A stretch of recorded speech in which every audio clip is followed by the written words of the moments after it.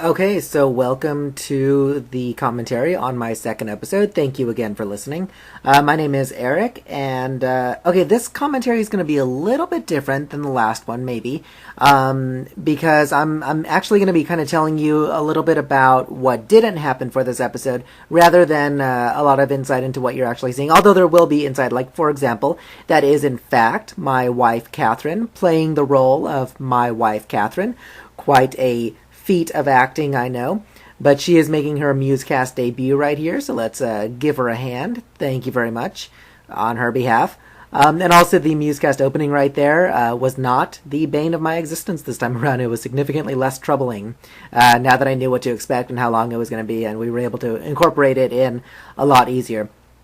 Okay, since I'm basically just talking about casting director workshops up there right now, I'll go ahead and let you know that from the start, this episode was always intended to be about casting director workshops. What wasn't as clear, though, was how we were going to do the episode, how I was going to get that information out.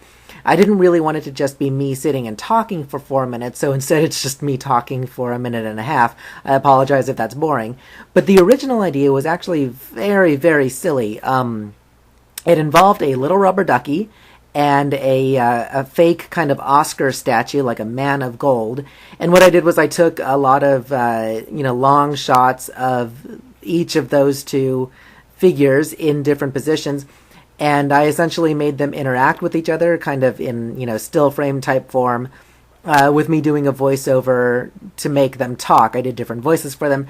It was a very silly idea. The idea was, it shouldn't just be me sitting there talking, but I want to get the information out of the two different points of view, so each of them had a different point of view, and that's what it was. Like I said, a very silly thing. It ended up being really, really, really bad, so that's why you are not seeing it here. By the way, that was a fake turn to another camera. That was just me turning to the same camera, but clever editing made you never ever know. Anyway, the idea was just awful. It's just a horrible execution. Oh, by the way, all of these are pictures of me on stage at No Shame Theater. I really do encourage you to check out No Shame Theater. It's a great place to be. It's a great place to kind of try out new material. It's great. I just said great 3 times. That made it sound a lot less great, didn't it? Anyway, at some point I may, in fact, show you, hold on really quickly, right here, this shot from inside of the mailbox. Not only am I really proud of that shot, the idea and the execution, but it's totally a continuity error because it's the only part in this dramatization that I'm wearing my glasses on. We shot that bit first without the glasses, but then you could see the computer in the shot, so we had to go and reshoot it, and I accidentally forgot to take off my glasses, so there's that. Anyway, I may at some point show you the silly little rubber duck and golden man horrible mishap, but maybe not. But I mean, if there's any interest at all in it, if you let me know that you're interested in seeing that, I may post it up here on YouTube at some point, on my own personal channel, not on the Musecast channel, just as kind of a laugh though.